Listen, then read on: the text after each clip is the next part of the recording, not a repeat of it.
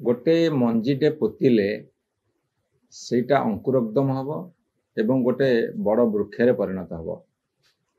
जेबेठू Bharatiya Janata party सरकार ओडिशा रे क्षमता को आसिले आमे एटा द्वितीय रथयात्रा देखिलु एवं प्रथम रथयात्रा रे जो विभ्राट होइथिला जो तदंत करा जाइथिला जदि से माने सठिक पदक्षेप नहीं थांते आज ये विराट भूल ही न थांता।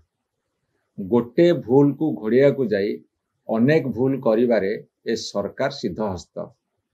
मु आपण मानु कहि रखिया को चाहे गतकाली महाप्रभु जगन्नाथ रथ आगु को गड़िला नहीं।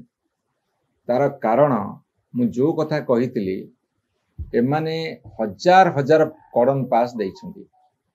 ऑफिशियली 6000 कहउछंती किंतु अनऑफिशियली मो पाखरे जा खबर अछि 10-15 हजार कड़न पास देइछंती तांको दलर कर्मी मानकु संतुष्टिकरण राजनीति करिवा पई तांको दलर कर्मी मानकु देले जहा कि चरम विशृंखला को डाकी आनिला।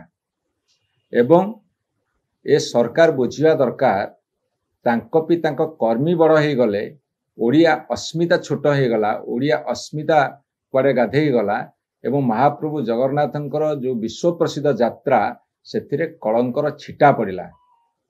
तेणु करी ए सरकार तुरंत प्रायश्चित करंतु।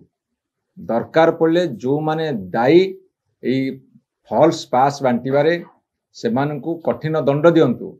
जदि ता भितरे को मंत्रींकर हाथ अछि तांकु तुरंत बहिष्कार करंतु एवं लॉ एंड ऑर्डर सिचुएशन को संभाली परिवार जो आंकर सामर्थ्य नाही सेहिते पे होम डिपार्टमेंट समस्ते लज्जा अनुभव करंतु। याजी ओडिशार कोटी कोटी जनसाधारण भक्तंकर भावावेग सतरे खेली एवं सारा विश्व रे आमे जो कथा कहितिलु खाली ओडिशा रे नुह भारत रे एवं सारा विश्व रे ओडिया अस्मिता बारंबार कुठारघात होउची। ओडिया अस्मिता उपरे बारंबार कुठारघात होउची। ए सरकार टिके हेजंतु चेतंतु भूल को घोड़ांतुनी जे भूल करूची ताकू शास्ति दियंतु नहले निजे शास्ति पाइबाकू आगभर होंतु।